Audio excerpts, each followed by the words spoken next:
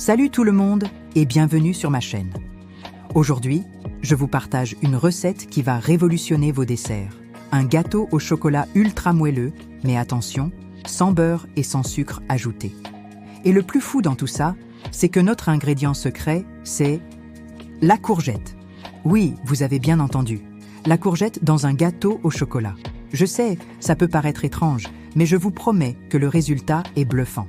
On obtient un gâteau incroyablement fondant, humide juste comme il faut, et personne ne devinera jamais ce qu'il y a dedans. C'est la recette parfaite pour se faire plaisir sans culpabiliser, pour les enfants, pour les plus grands, bref, pour tout le monde. Alors, si vous êtes prêts à découvrir ce petit miracle de la gourmandise saine, restez bien avec moi. On passe en cuisine tout de suite. Alors, pour commencer, on va s'occuper de notre star du jour, la courgette. Vous aurez besoin d'environ 200 grammes de courgettes. Pas besoin de l'éplucher, surtout si elle est bio, car la peau est pleine de nutriments. On va simplement la laver et la râper finement.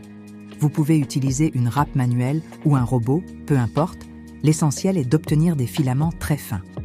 Une fois que c'est fait, mettez la courgette râpée dans une passoire et pressez bien avec vos mains ou le dos d'une cuillère pour enlever le maximum d'eau. C'est une étape super importante pour ne pas que le gâteau soit trop détrempé. L'idée, c'est que la courgette va remplacer la matière grasse comme le beurre en apportant une humidité et un moelleux incomparables. Une fois bien essorée, réservez votre courgette râpée sur le côté. Maintenant, passons à la base de notre gâteau. Dans un grand saladier, on va faire fondre 200 g de chocolat noir. Choisissez un chocolat de bonne qualité avec au moins 70% de cacao. C'est lui qui va donner toute l'intensité à notre gâteau. Vous pouvez le faire fondre au bain-marie pour plus de douceur ou au micro-ondes par tranche de 30 secondes en remuant bien entre chaque pour ne pas le brûler. Une fois que votre chocolat est bien lisse et brillant, on va le laisser tiédir un petit peu. Pendant ce temps, dans un autre récipient, cassez 3 œufs. On va les fouetter énergiquement avec un substitut de sucre naturel. Moi, j'aime bien utiliser de la compote de pommes sans sucre ajouté, environ 100 g. Ça sucre légèrement et ça participe au moelleux. Vous pouvez aussi utiliser de la purée de dattes ou quelques cuillères de sirop d'érable si vous le souhaitez. Mais la compote fonctionne vraiment à merveille. On fouette donc les œufs et la compote jusqu'à ce que le mélange blanchisse un peu et devienne mousseux.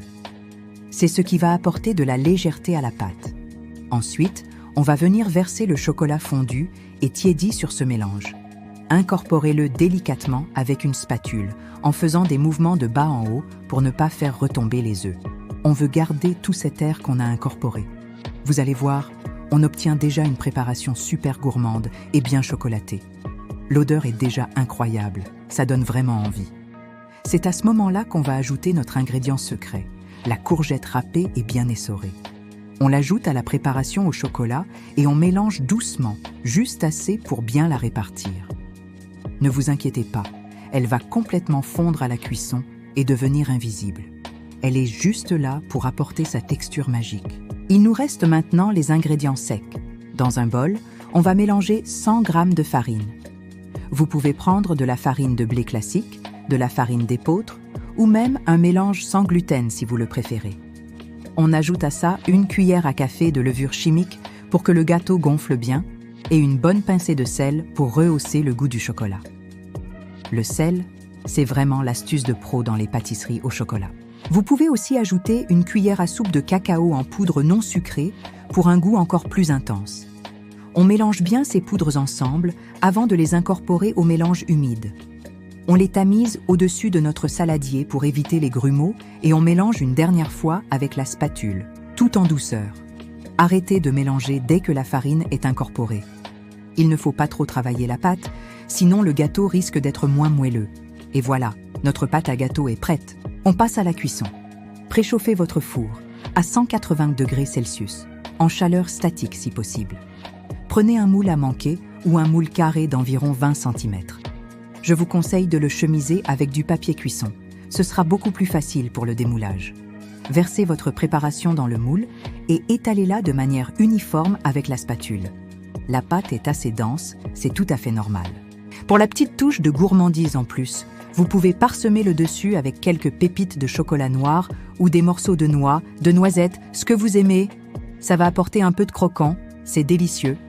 Maintenant, on enfourne pour environ 25 à 30 minutes. Le temps de cuisson peut varier un peu selon votre four. Pour savoir si le gâteau est cuit, la technique infaillible, plantez la lame d'un couteau au centre. Si elle ressort propre et sèche, c'est parfait. S'il y a un peu de pâte humide, prolongez la cuisson de quelques minutes. Une fois la cuisson terminée, sortez le gâteau du four et laissez-le tiédir dans son moule pendant une dizaine de minutes avant de le démouler. Ensuite, placez-le sur une grille pour qu'il refroidisse complètement. C'est l'étape la plus difficile, je sais, l'odeur est irrésistible, mais c'est important de le laisser refroidir pour que les saveurs se développent et que la texture se stabilise. Vous allez voir, même en refroidissant, il va garder son moelleux incroyable. Et le moment tant attendu, la dégustation. Regardez-moi cette texture. C'est ultra fondant, c'est humide, c'est riche en chocolat, c'est juste parfait. Et je vous le jure, on ne sent absolument pas le goût de la courgette. C'est juste de la magie. On a un dessert super gourmand, mais en même temps léger et bien plus sain qu'un gâteau au chocolat classique. C'est le genre de recette qui prouve qu'on peut allier plaisir et bien-être sans aucun problème. Pour le service, vous pouvez le déguster tel quel, il se suffit à lui-même.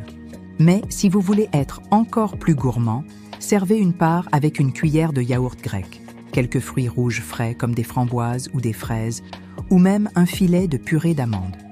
Ça se marie divinement bien avec l'intensité du chocolat. Ce gâteau se conserve aussi très bien. Vous pouvez le garder quelques jours à température ambiante dans une boîte hermétique. Il a même tendance à être encore meilleur le lendemain, car il devient encore plus fondant. Franchement, cette recette est devenue un de mes grands classiques à la maison. C'est ma solution miracle quand j'ai une grosse envie de chocolat, mais que je veux faire attention. J'espère vraiment que vous allez l'essayer et que vous serez aussi bluffé que moi. N'hésitez pas à me dire en commentaire ce que vous en avez pensé si vous la testez. Et voilà, c'est tout pour cette recette de gâteau au chocolat à la courgette.